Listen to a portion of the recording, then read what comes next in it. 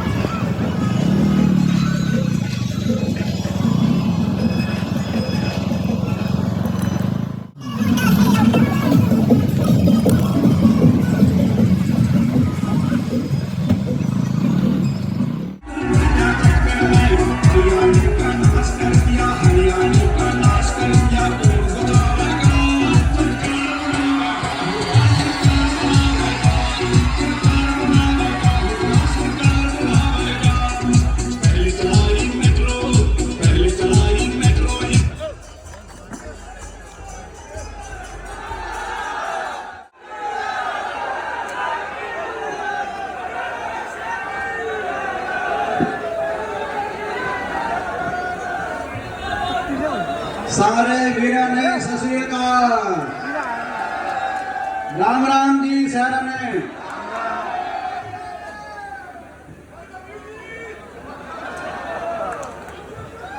Love you to.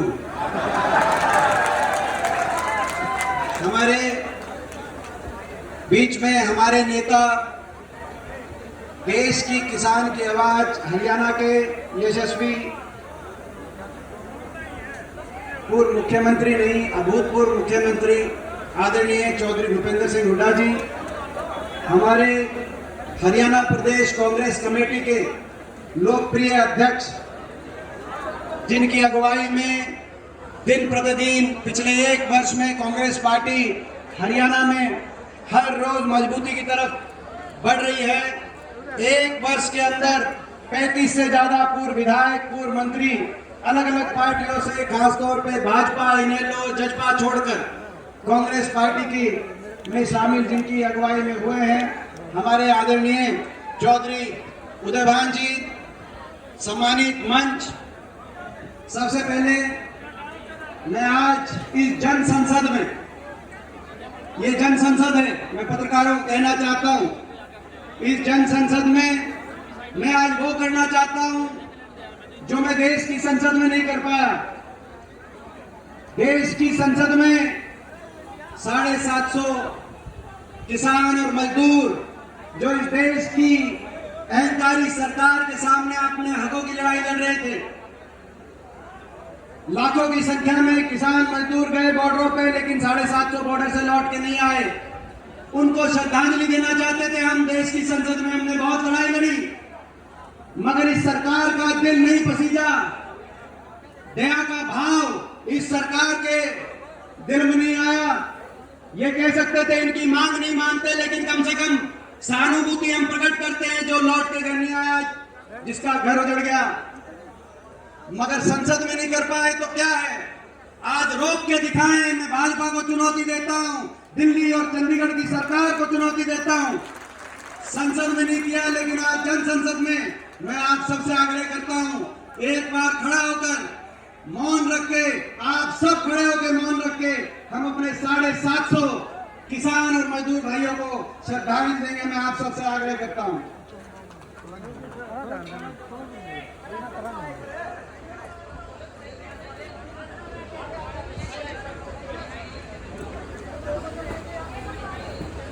Om Shanti. आप सब अपना स्थान लें, रोक के दिखाओ। मोदी जी, मोदी सरकार, खट्टर सरकार रोक के दिखाए, हमारे दिलों की भावना को रोक के दिखाए। मैं बधाई आपको देना चाहता हूं, देश के किसान और मजदूर को इस बात के लिए भी मैं बधाई देना चाहता हूं। इस अहंकारी सरकार को अगर झुकाने का काम किया तो आपके उस आंदोलन ने किया। वो देश की संसद है जहां मैं हरियाणा का एकमात्र विपक्ष के सांसद के रूप में देश की संसद में जब किसान आंदोलन चल रहा था तो अंदर जाके लड़ाई लड़ते थे, और पूरी भाजपा अलग अलग ताने कसती थी, मजाक उड़ाती थी। कोई कहता था देशद्रोही, कोई कहता था उपद्रवी, कोई खालिस्तानी को आतंकवादी बताता था। हम न्याय की जब लड़ाई लड़ते थे तो क्या क्या नहीं सुना होगा। बहुत अकेलापन महसूस वहां पे किया मैंने, मगर आज मैं कहना चाहता हूं कि मैं अकेला नहीं हूं। आप सबका आशीर्वाद हमारे साथ है, मैं इनको बताना चाहता हूं। लेकिन मैं बधाई देता हूं वो देश की संसद जहां वो तिरस्कार हुआ किसान का। आप जीते, आंदोलन जीता, 3 कानून वापस लेने पड़े प्रधानमंत्री जी को देश के सामने आकर।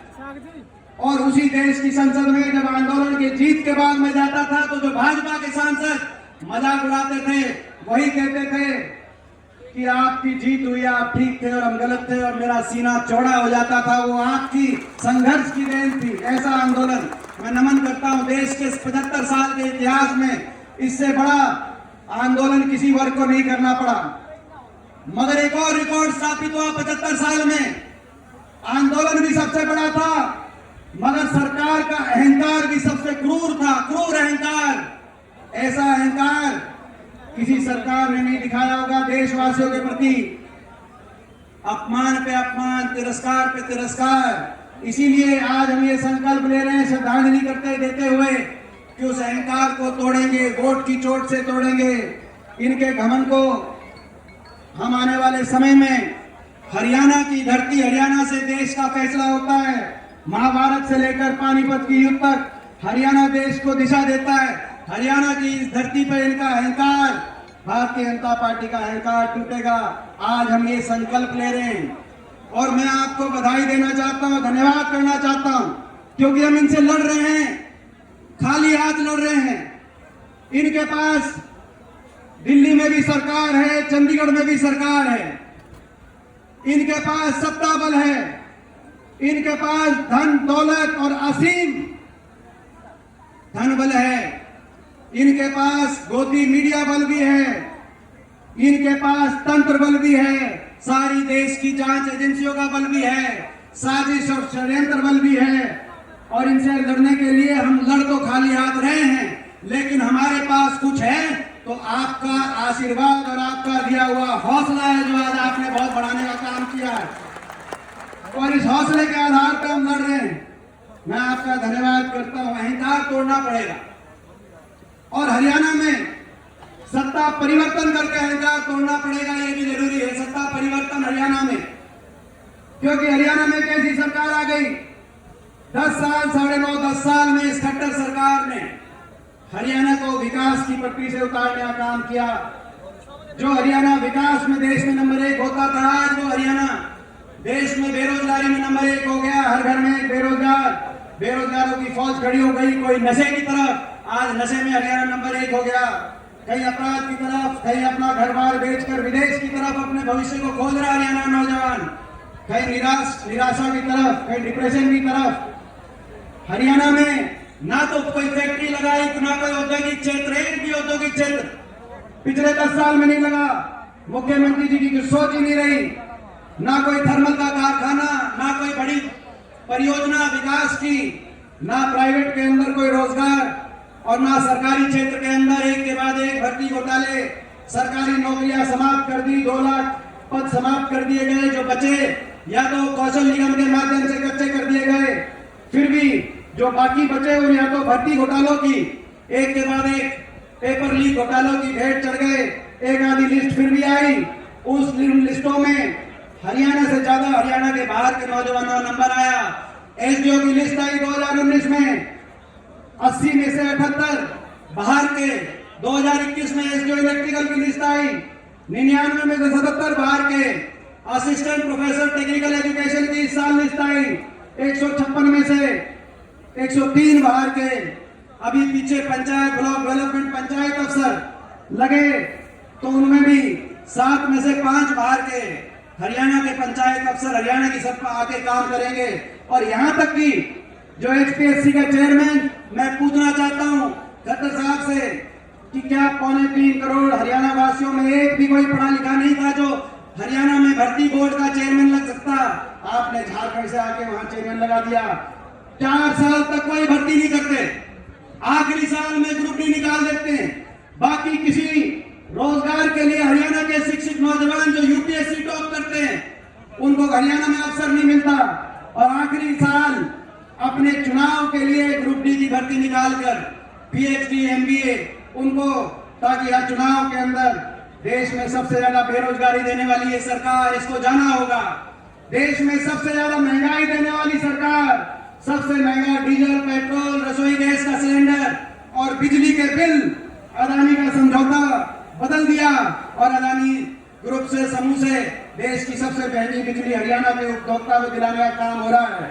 सबसे महंगी बिजली, सबसे ज्यादा देश में बेरोजगारी, सबसे ज्यादा महंगाई और सबसे ज्यादा भ्रष्टाचार, क्योंकि ये सरकार भ्रष्टाचार की नींव पे बनी हुई सरकार है। आपको पता है ये सरकार दोबारा नहीं चाहते थे, 75 पार का नारा दिया था, इन्होंने दिया था कि नहीं दिया था? मैं पूछना चाहता हूं बीजेपी वालों ने, मगर लोगों ने हवा निकाल दी।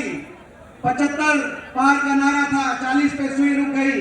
सिरसा लोकसभा में केवल 2 सीट बीजेपी की आई, फतेहाबाद और हतिया 7 सीट आपने विपक्ष को दी। मगर आज सारे के सारे जाकर भाजपा को समर्थन कर रहे 2 हमारे कांग्रेस के विधायकों को छोड़कर। और फतेहाबाद भी और हतिया भी कितने से जीते? मात्र कुछ वोटों से दोनों सीट जीते, आपको पता है।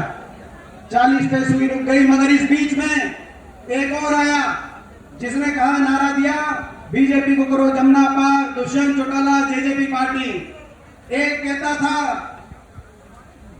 75 पार, दूसरा कहता था बीजेपी को करो जमुना पार। इलेक्शन का नतीजा आते दोनों बन गए पक्के यार। बन गए कि नहीं बन गए? और हरियाणा बना दी ऐसी भ्रष्ट सरकार और कह दिया समझौता हो गया 5100 बुढ़ापा पेंशन पे, और फैक्ट्रियों में 75% हरियाणा के रिजर्वेशन पे समझौता हुआ। ना तो फैक्ट्रियों में रिजर्वेशन आया, ना वो 5100 पेंशन आई। समझौता 5100 की पेंशन का नहीं था, समझौता भ्रष्टाचार की फाइलों को बंद कराने का समझौता था, अपने मुकदमों को सुलझाने का समझौता था। प्रदेश में महकमे बांट बांट कर एक के बाद एक प्रदेश को डबल इंजन से लूटने का समझौता था। महकमे बांटे गए, कहीं शराब महकमा, कहीं माइनिंग महकमा, एक एक घोटाले आपके सामने आ रहे हैं रोज। घोटालों का प्रदेश बन गया हरियाणा। शराब घोटाला देश में कहीं भी होता है तो हरियाणा में उसके तार जुड़ते हैं। रजिस्ट्री घोटाला कोरोना के अंदर, जब देश अंदर था, रजिस्ट्री घोटाला हो रहा हरियाणा के अंदर। माइनिंग घोटाला, मुख्यमंत्री कार्यालय अधिकारी जमीन घोटाले आज देश में सामने आ रहे हैं। प्रदेश में सामने भर्ती घोटाला, एक के बाद एक हरियाणा को भ्रष्टाचार की विकास को भेंट चढ़ा दिया। भ्रष्टाचार में देश में हरियाणा नंबर 1 बनाने का काम किया। मगर उससे भी बुरा काम किया, विश्वासघात, बहुत बड़ा विश्वासघात किया। इन्होंने जमुना पार के नाम पे वोट ली मगर जाके समर्थन दे दिया दुष्यंत चौटाला ने, जेजेपी पार्टी ने। मैं एक बात आपको बताना चाहता हूं, आपने भी सुना होगा और उस बात को समझना, गहराई से अपने दिल तक रखना। मैं शेर और शायरी जानता नहीं मगर मैं एक बात अपने मन से कह रहा हूं, उसको दिल तक रखना। किसान मजदूर नहीं हारा दुश्मन के वारों से। किसान मजदूर कभी नहीं हारा दुश्मन के वारों से। किसान मजदूर तो हारा अपने गद्दारों से। इस बात को दिल में रखना, इस बात को आप दिल से समझना जो मैं कह रहा हूं। मगर मैं कहना चाहता हूं, विश्वासघात किया दुष्यंत चौटाला जेजेपी ने, एक बार नहीं कई बार किया। पहला विश्वासघात अपने मतदाता के साथ किया जमुना पार का नारा देके, फिर बड़े बुजुर्ग के साथ किया 5100 का नारा देकर, फिर किसान के साथ किया, किसान आंदोलन में खिलाड़ियों के साथ किया, महिलाओं के साथ किया। विश्वासघात तो किया, लेकिन विश्वासघात करने में 5 घंटे लगाए। आपको याद होगा जब नतीजा आया 2019 में, तो दुष्यंत उचाना से जीते। उचाना के लोगों से पूछा क्या करना चाहिए, उचाना के लोगों ने उस दिन कहा कि कुछ भी करना, बीजेपी को समर्थन मत देना, बीजेपी को करो, जमुना पार के नारे पे भी वोट पड़ी है। मगर इन्होंने कहा कि ठीक है ऐसा करते हैं, जो 5100 की पेंशन देगा उसका समर्थन करेंगे। उचाना से गाड़ी चली थी, जींद तक, रोहतक तक, बहादुरगढ़ तक, टिकरी बॉर्डर तक गाड़ी ठीक रास्ते पे थी। मगर दिल्ली के अंदर गाड़ी जैसे घुसी, दिल्ली के टेढ़ी मेढ़ी सड़कों पे घूम के गाड़ी बीजेपी के कार्यालय के आगे पहुंच गई और वहां समर्थन पत्र ने बीजेपी को दे दिया। हम क्या करें, लेकिन इसने तो 5 घंटे लगाए। मैं एक बात कहना चाहता हूं, जो दूसरी पार्टी है इनेलो पार्टी, इनने तो 5 घंटे लगाए, लेकिन वो 5 मिनट भी नहीं लगाते बीजेपी को समर्थन देने। ये भी आज आपको पहचानने की जरूरत है। मैं ठीक कह रहा हूं तो एक बार हाथ उठा करके बताओ मैं ठीक कह रहा हूं। 5 मिनट नहीं लगाते। ये वही पार्टी है। आज सोचना चाहिए अभय सिंह को, क्या कारण है 2014 में इनकी 20 सीट आई थी, कांग्रेस की 17 सीट थी। ये नेता प्रतिपक्ष थे, वहां से घटकर 1 पे क्यों आ गए? मैं बताता हूं 1 पे क्यों आ गए। 20 से घटकर 1 पे क्यों आ गए, आगे 0 पे क्यों पहुंचेंगे? मैं बताता हूं, क्योंकि 2014 से 19 तक लोगों ने तो विपक्ष के नेता का इनको जिम्मेदारी दी थी, मगर ये विपक्ष के नेता की जिम्मेदारी भूल गए और सत्ता पक्ष के साथ मिलकर, दोनों नेता विपक्ष और सत्ता पक्ष दोनों 5 साल मिलकर दोनों ने हुड्डा साहब को और मेरे को, हमको निशाने पर रखा। हर बयान हुड्डा साहब के खिलाफ आए, मेरे खिलाफ आए। हम तो विपक्ष में थे, हम तो लड़ाई लड़ रहे थे। आप खट्टर सरकार के खिलाफ नेता विपक्ष थे, उनसे लड़ाई लड़ते। बयान हमारे खिलाफ निशाने पे हमको रखा। कहीं भी मौका हुआ तो बीजेपी को वोट दी, राष्ट्रपति चुनाव में बीजेपी को वोट दी, 2014 में बिना मांगे बीजेपी को समर्थन दिया। 19 के चुनाव के बाद कोई समर्थन नहीं मांग रहा था, लेकिन कह दिया कि कांग्रेस को नहीं देंगे। अभय सिंह का बयान आया, वो तो दुष्यंत की ज्यादा सीट थी, वो पहले दिल्ली पहुंच गए। रेस लगी थी, कौन जींद से पहले पहुंचेगा, कौन इलाहाबाद से पहले पहुंचेगा। दुष्यंत चौटाला पहले 10 से अपने एमएलए लेके पहुंच गए। रेस इस बार भी लगेगी। राजस्थान के चुनाव में मैं कहना चाहता हूं, आपने राजस्थान के चुनाव में देख लिया अपनी सहूलियत से कि 750 किसानों की नहीं सोची, देश की सरकार की तानाशाही की नहीं सोच की। लाहौर सीट पे गए, वहां पर बीजेपी का समर्थन किया कि नहीं किया? मैं आपसे पूछना चाहता हूं। राजस्थान में जाके जहां मौका मिला वहां बीजेपी का समर्थन किया। हमारे भी कुछ रिश्तेदार हो सकते हैं किसी और पार्टी में, लेकिन किसान की बात आएगी तो लड़ाई ईमानदारी से लड़नी पड़ेगी। मौका मिलता है तो ये बीजेपी का समर्थन करते हैं। मैं आपको आज ये भी एक चेतावनी देने आया हूं, इनका एक समझौता और हो गया है बीजेपी के साथ। जो जेजेपी का समझौता था वो एक और समझौता हो गया, भ्रष्टाचार का जो समझौता तोड़ने का भी समझौता हो गया। ये मेरी बात आप एक और मेरी बात को समझ के अपने दिल में रखना। समझौता तोड़ेंगे बीजेपी के इशारे पे, आपके बीच में आएंगे। कांग्रेस की वोट में कौन ज्यादा सेंध मारेगा? अभय सिंह ज्यादा मारेंगे के इशारे से, उनके इशारों पर इस तरह की राजनीति हरियाणा में करने का काम करेंगे। चक्रव्यूह रचा जाएगा, चक्रव्यूह रचा जाएगा। कौन प्रदेश में परिवर्तन को रोकने के लिए चक्रव्यूह रचा जाएगा। पिछली बार तो आप भी नादान थे, हम भी नादान हैं। अब आप भी समझ चुके हो, हम भी समझ चुके हैं।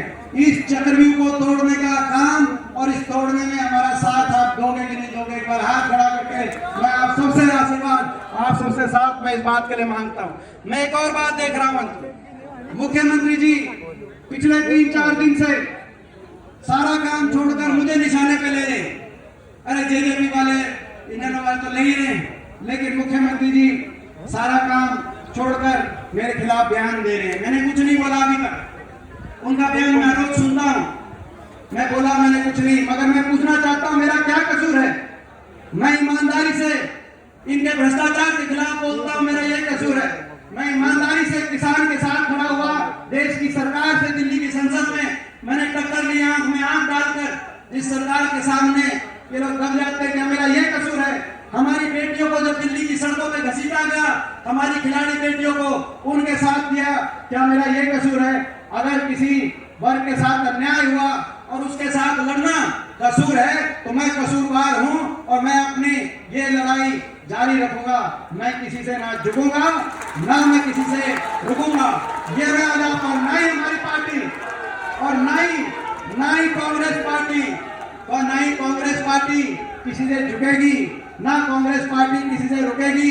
हरियाणा के कोने कोने में से एक ही आवाज आ रही है, जिस भी कोने में हरियाणा में हम जा रहे हैं वो एक ही बात आ रही है, बीजेपी जेजेपी की खट्टर सरकार जारी है और कांग्रेस पार्टी की श्री भूपेंद्र सिंह हुड्डा जी और उदयभान जी के नेतृत्व में कांग्रेस पार्टी की सरकार आ रही है। और सिरसा से हम चुनौती देते हैं।